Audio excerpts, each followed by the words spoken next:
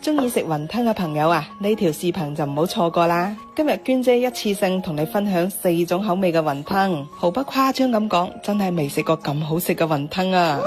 嗱，我哋做雲吞餡料嘅鮮蝦呢，就唔需要買太大隻嘅，好似呢啲細細隻就得噶啦。而且呢又平喎，25蚊一斤，又平又好用。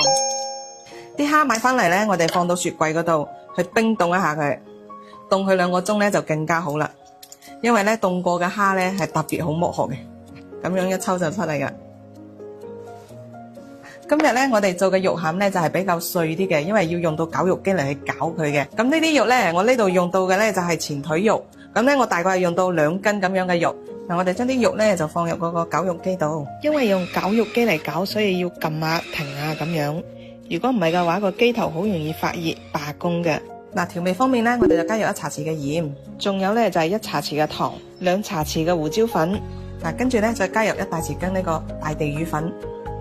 嗱，呢個雲吞餡料呢，加入呢個靈魂嘅大地魚粉呢，咁呢佢嘅鮮味就會提升好多個檔次啦。咁點解話喺出邊食到嗰啲港式雲吞咁鮮呢？咁呢佢就係加咗有大地魚粉嘅。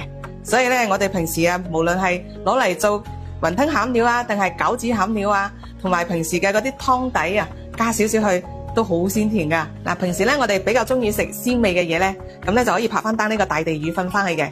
咁呢作為一個家常調料用嘅話，好方便，而且呢一樽呢可以用得到好耐噶啦。配料表就係呢啲嘢，好乾淨。嗱，雲吞餡呢就唔建議放新鮮嘅蔥嘅，咁呢我哋可以放翻少少蔥油入去，加翻啲蔥油呢就會香好多噶啦。嗱，我哋港式雲吞嘅肉餡呢係有帶少少顆粒感嘅，我覺得咁樣呢就更加符合港式雲吞嘅口味。好啦，嗱，我呢度呢2斤豬肉呢就分成咗4份，每一份呢大概係半斤左右。咁呢今日因為要做4隻口味啊，所以呢我呢度呢都準備咗4種嘅配菜嘅。嗱，佢分別有啲咩呢？咁呢娟姐嚟逐一同大家介紹下。嗱，呢一碟呢就係紅蘿蔔同埋粟米粒嘅，粟米粒呢我提前灼熟咗噶啦。嗱，仲有呢一種呢就係鹹蛋黃啦，同埋皮蛋嘅，等陣呢要碾碎佢嘅。聽講啊，呢隻口味啊，中意食嘅人會好中意噶。呢隻係港式雲吞店入邊嘅最常見到嘅就係蟹子同埋呢鮮蝦噶啦。仲有一隻呢就係芹菜，咁芹菜呢都係比較香一啲嘅。啲鹹蛋黃呢就壓碎佢。